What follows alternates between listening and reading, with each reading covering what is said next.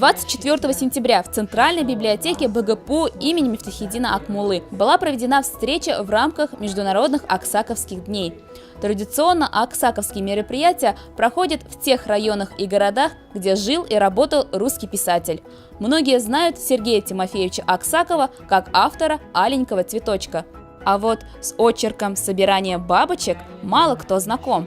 Именно бабочкам и была посвящена встреча.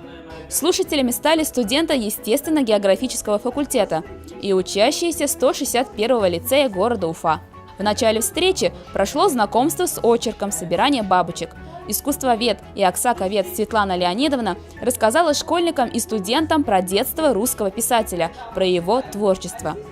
Доктор биологических наук, профессор Марат Галиханович поделился интересными фактами про этих невероятных по красоте и видам чешуекрылых.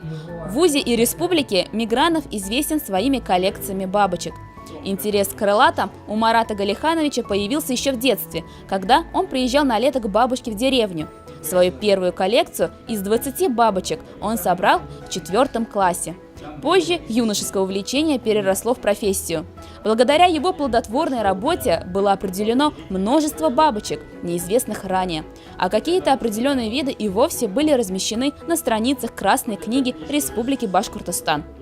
Из всех подвидов Аполлона, которые существуют, прописано больше 150 подвидов, самый красивый подвид Аполлона обитает у нас на Южном Урале, в Ташкенте.